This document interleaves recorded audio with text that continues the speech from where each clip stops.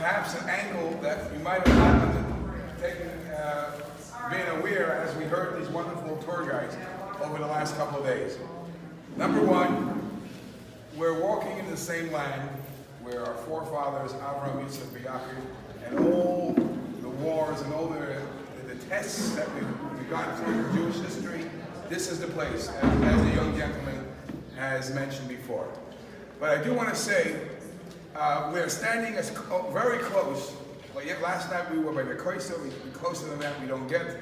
We're standing very close to the place where our sages tell us that the Shekhinah, the divine presence is there, and that's where all our tefillos, all our prayers go to. Now, one thing you might not know is we went through all the different corners where different religions. There is a pasuk. The pasuk says, phrase, Ki veisi beis tefillah yikare l'chol ha'amim, which means my home, God's home, the Beis HaMikdash, is a home that will be called a beis tefillah, a place of worship, a place of prayer, l'chol ha'amim, for all nations of the world. I don't know technically how they do it, what their law is, but the nations of the world, all tefillos, all prayers, are through Yerushalayim, through the Makom HaMikdash, the place of the Mikdash. Now, what's so special about that? The young gentleman says, from one hand there is a pasuk, a phrase that says, "V'asu li mikdash v'shachanti b'seicham." There is a phrase that says, "Maloi chol haaretz kavaynu," which means wherever we are in Florida. You know God is in New Jersey too. In Florida, God is everywhere. God is infinite.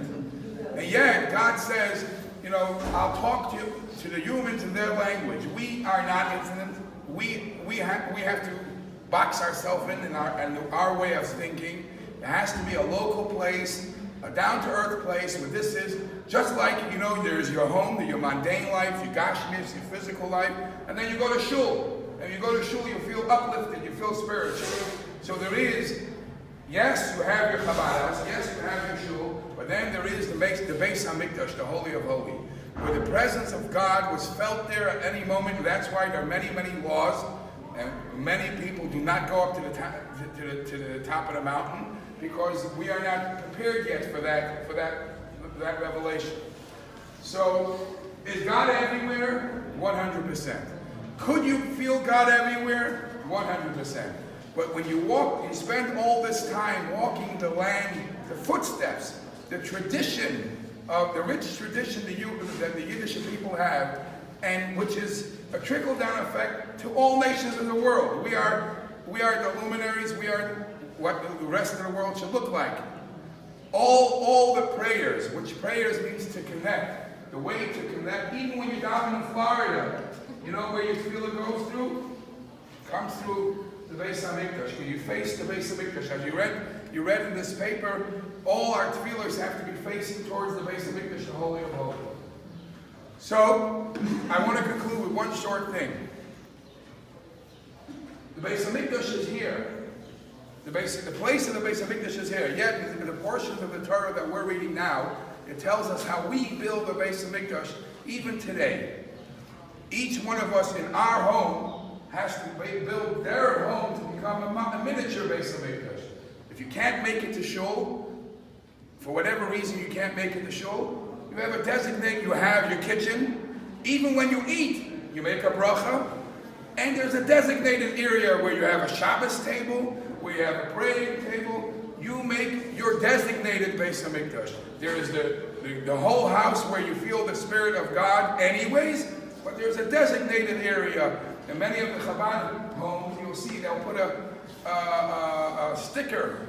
This is a Chabad room. This is a Beis Chabad. The Rebbe really pushed that you should feel not only the general feeling of Hashem wherever you go. We wear a yarmulke, a skull cap, a kippah, anywhere. We feel the presence of Hashem anywhere. Oh my God, if I don't feel the presence of God wherever I go. But designate one area, one tzedakah box, one area where your kiddush cup, where your tefillah is, and that's where you feel like that's your miniature Beis HaMikdash. Not only when you come to shul, of course you got to go to the shul. Of course, you got to go to those wonderful classes your teachers give you. But you yourself make yourself your own Beis Hamikdash, and that's how you prepare for the glorious Beis Hamikdash. That's it. That's someone in my community that I usually don't have anybody speak after me.